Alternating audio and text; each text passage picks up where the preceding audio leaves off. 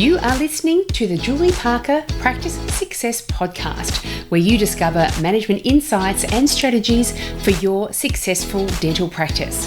There are also interviews with key people in the industry who have advice and services to help you and your team achieve great success.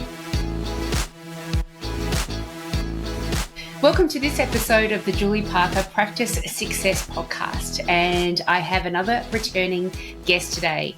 And this returning guest is such a powerhouse. I reckon I could have her on every month and she'd have new stuff to talk about every single month what she's doing.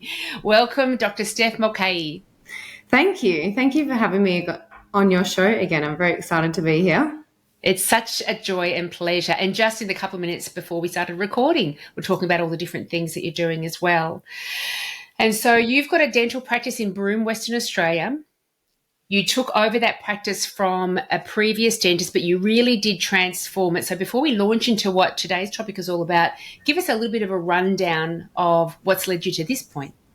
Yeah, so I purchased an existing practice 6.5 years ago now. At the time, it was one dentist working 5 days a week, 8 till 5, half an hour appointments all day, every day, a lot of patients, but not a lot of structure to the books and just very busy constantly all the time.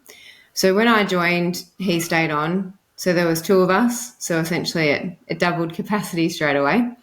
And then following that, we grew from 2 to 3 to 4. We then added on a dermal clinic. And so we have dermal services, including skincare treatments, other medical treatments that we're not allowed to go into too much detail about now. And we also have a doctor that works with us that does skin cancer screening, hormone wellness, and weight management. So the business has grown quite a bit. We have around sort of 15 to 18 if you include the after-school team now, team members. Initially, there was only 5 of us. So we've tripled in size of the team and the business as well in terms of services and number of providers. So it's been a very busy few years. It's pretty amazing.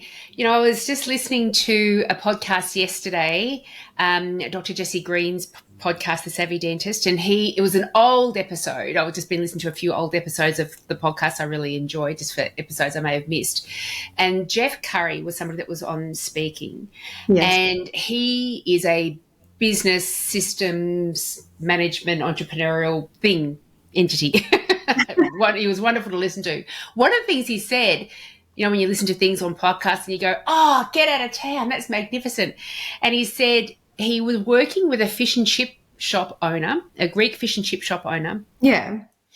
Who was turning over $1 million a year in his fish and chip shop. Wow. And as he said, a lot of fish and chip shop owners would love that. So he decided to sell up and he sold it to another previous fish and chip shop owner, and his old business had been turning over $600,000. So this guy was like, you beauty, you got to get into this new location. It's obviously a really good spot with a great loyal clientele and all the things. And so he sold his $600,000 fish and chip shop, bought the $1 million turnover fish and chip shop. And what happened within the next couple of years? It instantly became a $600,000 fish and chip shop.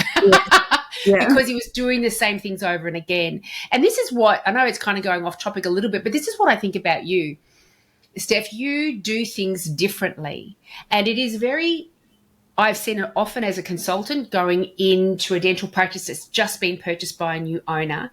And they think, and there are elements where this is absolutely quite true and correct, keep doing what the previous owner was doing because that's what the patients and the team members are used to. Yeah. And we want to achieve those levels of success in those particular areas. But there is such space to do things a little bit differently for you to be able to realise your own vision. Otherwise, you're just kind of replicating success that somebody else has made. Oh, 100%. It does come with a little bit of risk, I would say, because you do need to be a little bit resilient and understanding that if you change things quickly, often, especially if team members, or in my case, the team members that were there when I bought the practice had been working in the clinic for about 10 years. And so they didn't want to change. And so you need to be understanding that if you change things a lot, you're probably going to have turnover of your team members as well, which isn't necessarily a bad thing, but you just need to be prepared for that. Yeah, that's it. Well, that's the other thing too. I mean, this profession, not just here in Australia, but overseas as well. And as with a lot of professions, there's been a huge dip in the amount of applicants that come through for jobs and good applicants that come through for these jobs.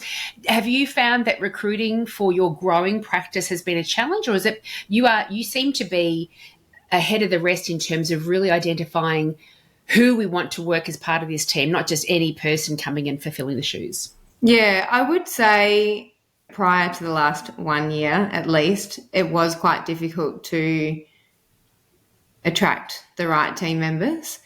We'd put ads out for new clinicians, dentists, and therapists, and we did find it quite difficult to find applicants that were suitable to our practice.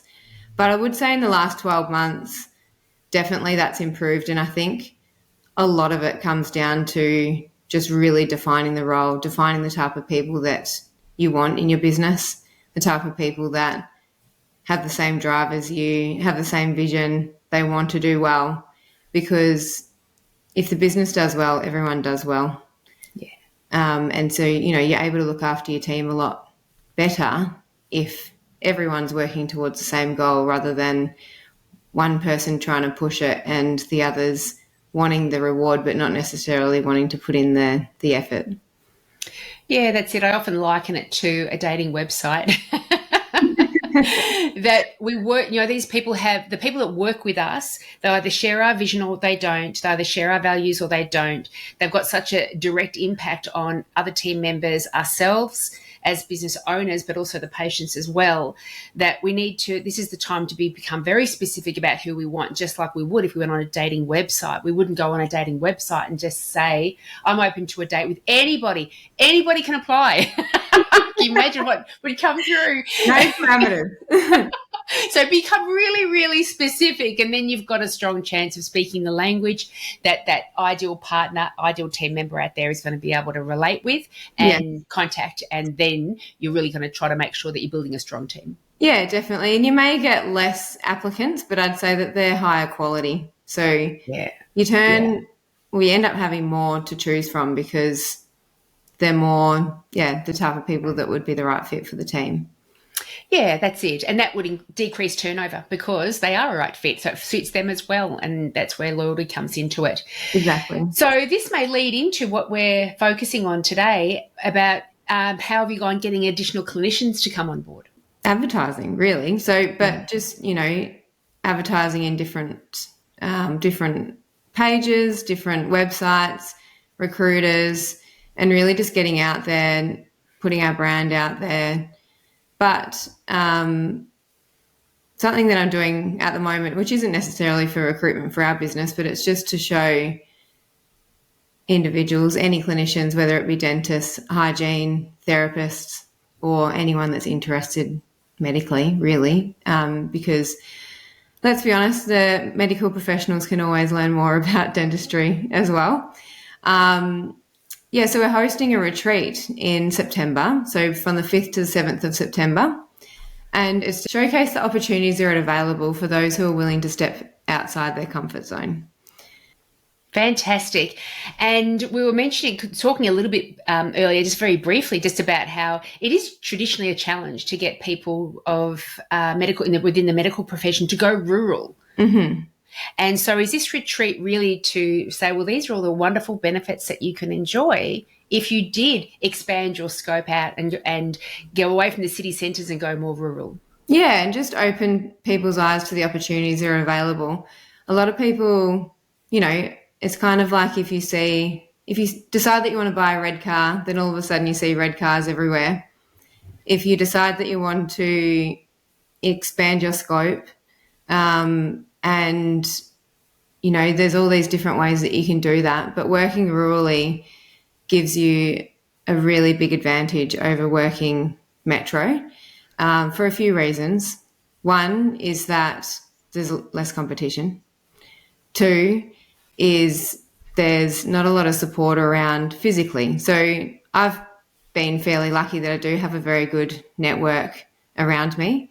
So I've always got people that I can call on if I did need help, particularly in the younger years, not so much now clinically.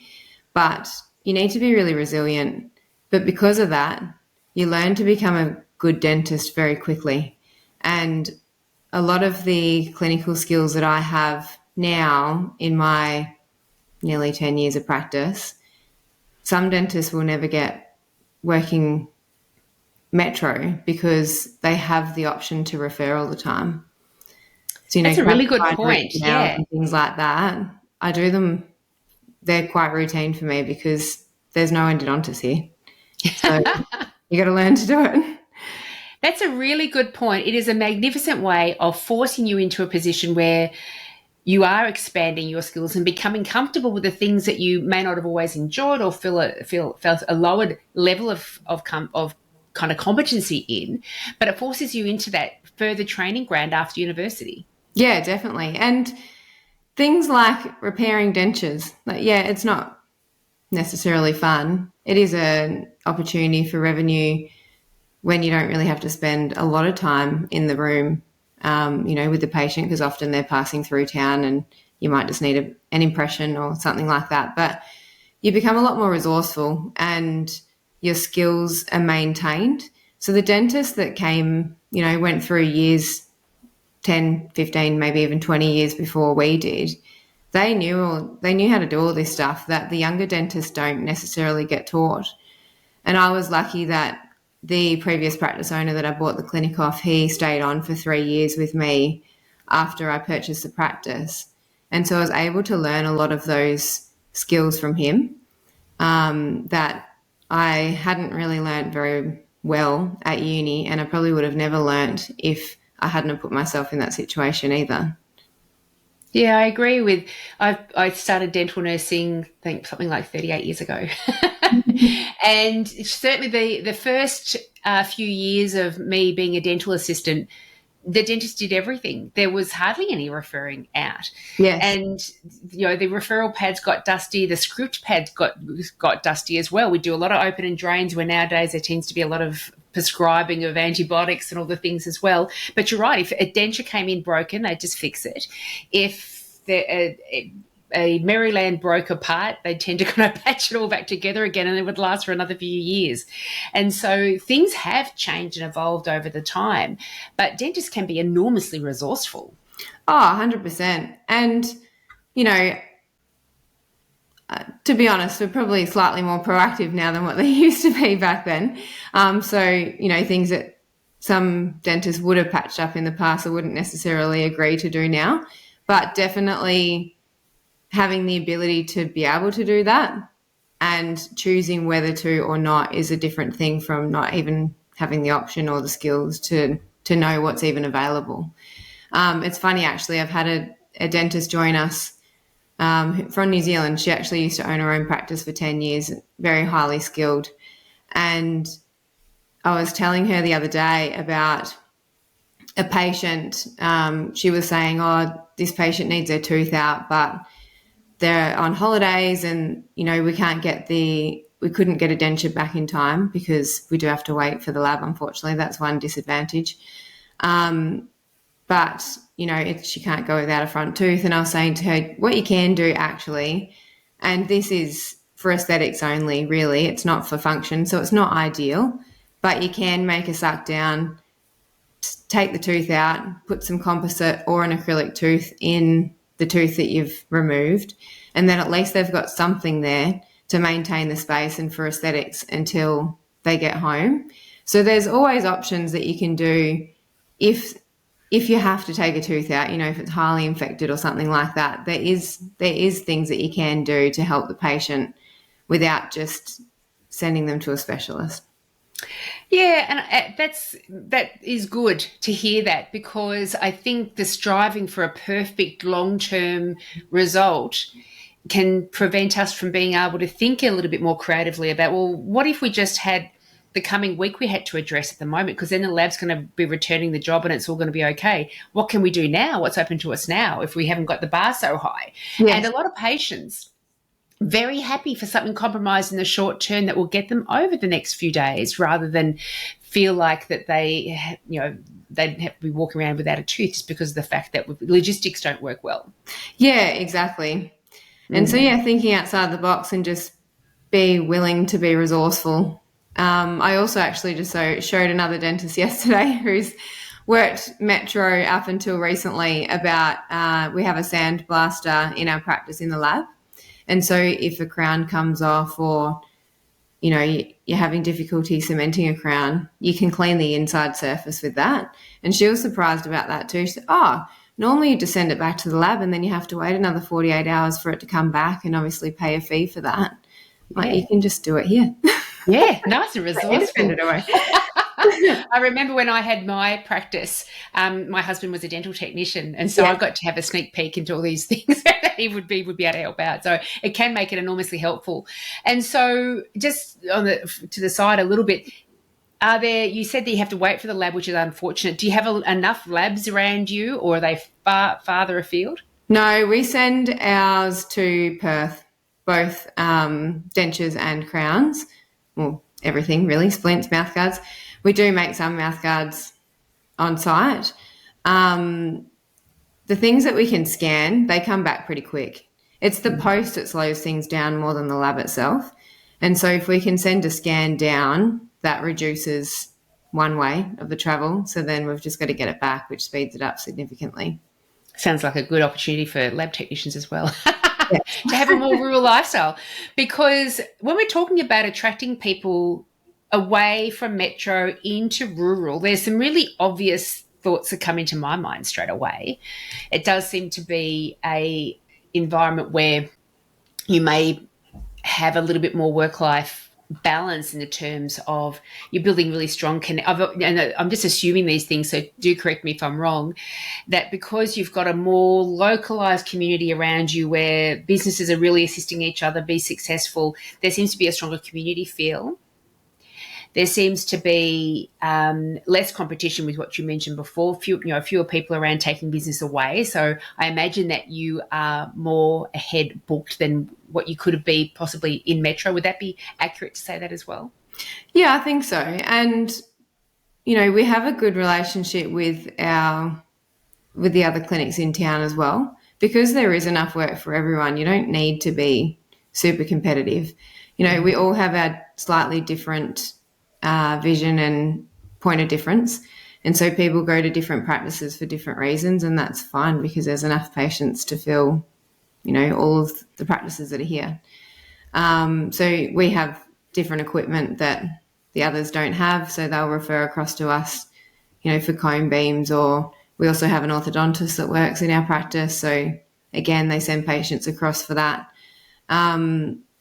If we run out of stock and it doesn't arrive in time, we're able to help each other out. So that's really nice as well, instead of it being, a bit dog eat dog, which I think it is a lot of the time in the city, particularly when there's practices really close to each other.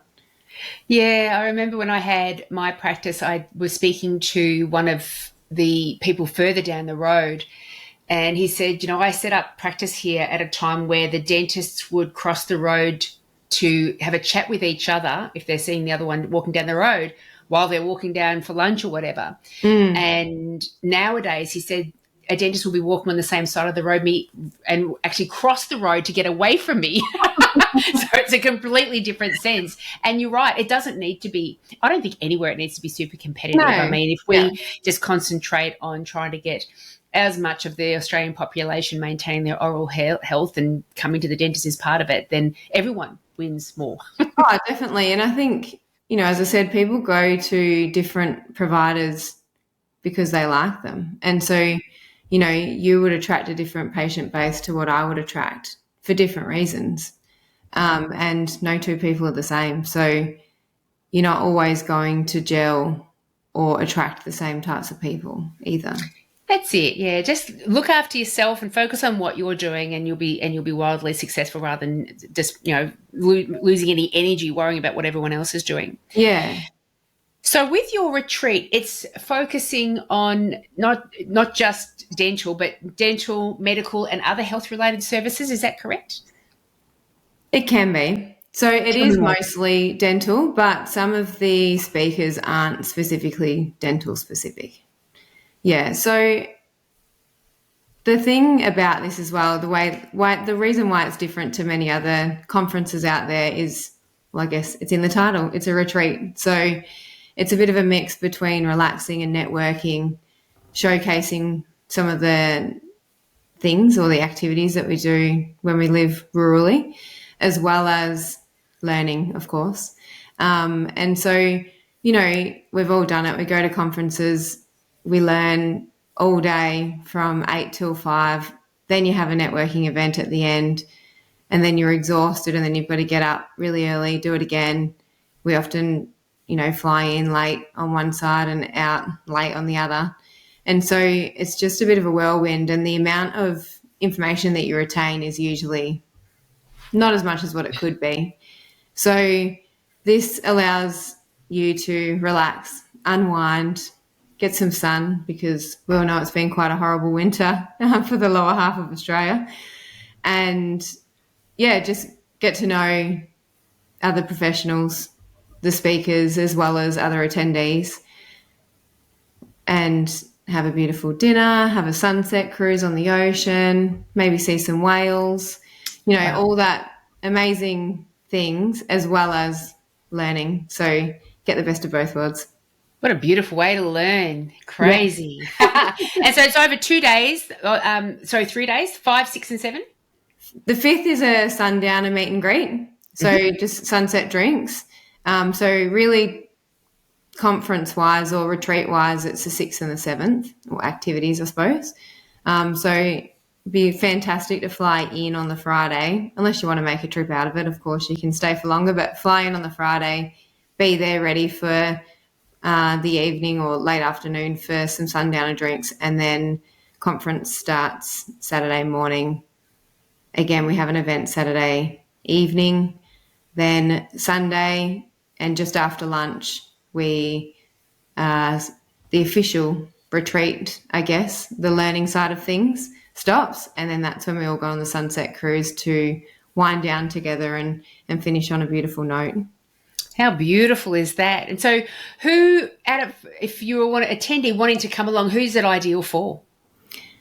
Well, anyone really. It can be ideal for, people that already own their own practice that just want to learn a different way of doing things, want to meet some different people in the industry, specialists and general dentists that have had a successful career in rural dentistry. The specialists that are speaking have all got experience with working with practices that refer them patients from rural areas. So it's all about showing, how we can all work together to give the best outcome to the patients.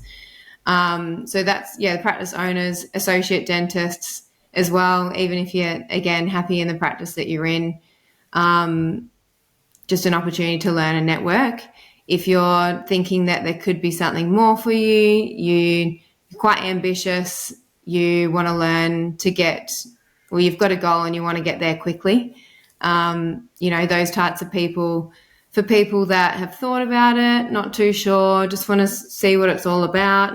It's good for them as well. As well as younger dentists. So getting your skills up quickly. And again, surrounding yourself. I was really lucky that I did have a really good network of people that I could call on when I was younger. If I did need advice around something. And so it's great to be able to offer that to people as well and give them the opportunity to network and meet people that could be that for them. So anyway. And I think the networking side is so super important. The more people I speak to who are dentists, and whether they're business owners or not, broadening out your network has so many advantages to it. As you said, it can be a mentorship role. It could be a way of, my husband Charles, he does a lot of business strategy, and he says that 75% of positions are filled by word of mouth, not advertising. Yeah. And that's for people comes from these networks that we do develop over time. We can only be of great support to one another, and we can only be inspired by each other, and we can only get that kind of advice that we need on the journey of becoming a terrific clinician if we broaden our networks out. Oh, 100%. And we're all busy. We all work, fairly long hours in the clinic, and then you've got a life outside of work as well. And so to be able to keep on top of trend, how the trends are changing, or different technologies and equipment and different protocols and ways of doing things, a lot of that you hear through word of mouth as well. And so just by talking to someone and say, oh, have you heard of this, software or add-on that you can get now that does this, this and this, that's how you find most things out. Yeah. I mean, look at all the new things that have come into this industry over the past 10 years. You're doing all the dermal work, and there's AI now, and there's scanning and all the things. There are so many, and from a laboratory perspective too, the 3D printing and all the things. There is so much to learn. There's so much out there that you can utilize within your service of patients and developing great outcomes. Why not find out about them? Oh, definitely. And so the other thing too is a lot of older dentists had to work rurally when they graduated. So, a lot of the lecturers when I was at university, they had to spend a year or two working for the public practice in a rural area straight after they graduated. And so many of them speak of it so fondly, and often they would love to go back as well if they could. And so this retreat's also about, showing them that it is possible. And if they do want to go back, work rurally for their final years of their career, which I know that, up here there's a couple of dentists that have relocated up here to finish out their, final 5-10 years of their career. That's also an option too. It's not something that you have to do forever, or just for your first 1 or 2 years and then go back to a more comfortable metro type role. If you enjoy going to see the arts and all sorts of things. But there are absolute advantages in terms of around the city centres. There is a lot more kind of, it seems to me from my eyes, so let me know if I'm wrong, there seems to be a lot more aggro, a lot more frustration, a lot more crime.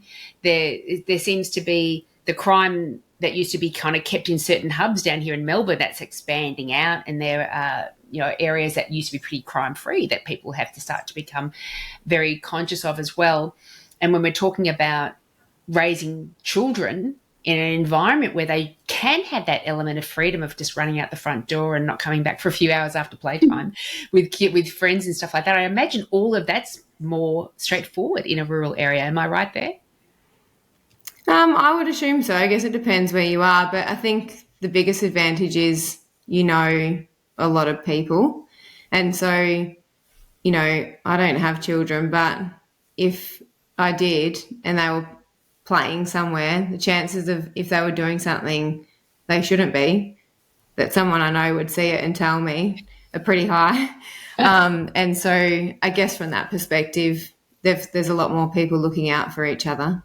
Yeah, nice. Yeah. And just for the experience as a clinician, to be able to go, is to step into a different world for a period of time. Who knows how long that would be? It could be temporary, it could be permanent, depends on how much you love it.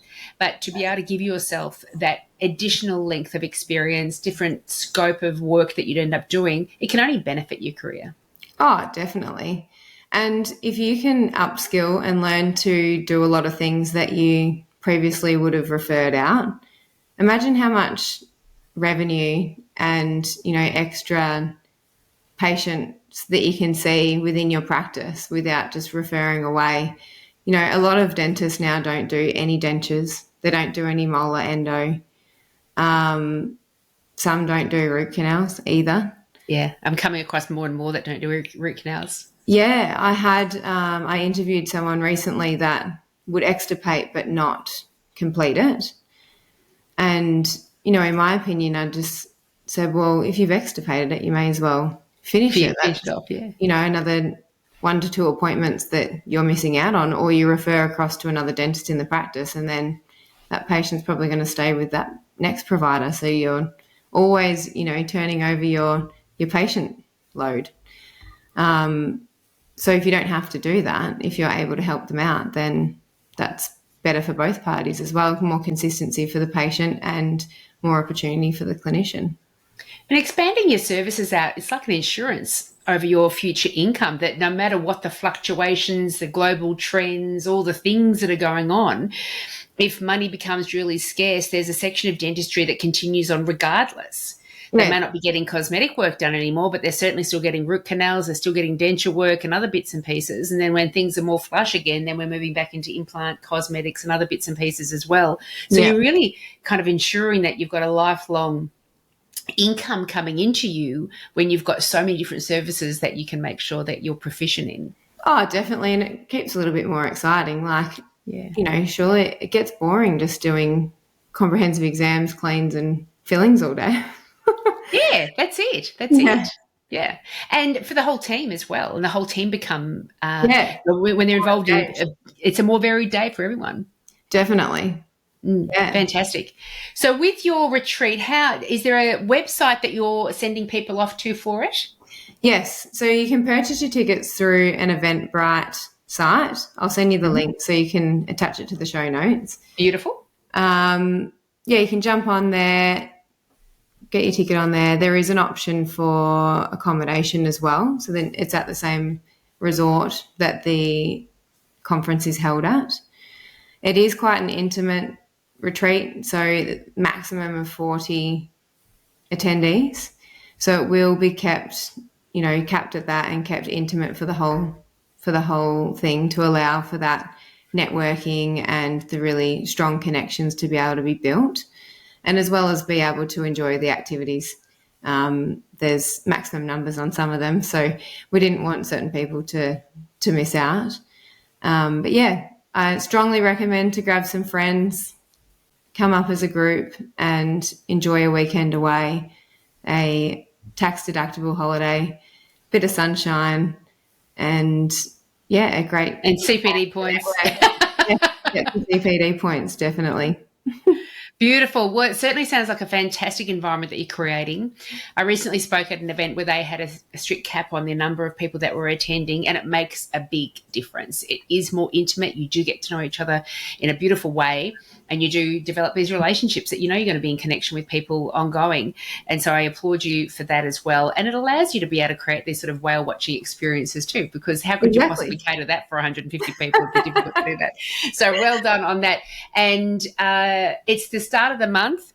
And so you've got a month to sort out your appointment books to make sure that you're available there for the afternoon of the 5th, 6th, 7th full days. Sounds like a magnificent learning experience. Yes, we're very, very excited. Beautiful weather. If you do have the ability to come up earlier, there is actually a festival on in Broome that week or two actually leading up to that date called Shinju. And it's, there's they close down portions of the main street and have food festivals and lanterns. So they release lanterns out into the ocean, and it's a really lovely couple of weeks. They'll let off fireworks and things like that. So we'll get our own little personalised fireworks. That is awesome. What a great thing. You have to bring the whole family, and they've got things to do while you were away at the retreat. Yeah, definitely.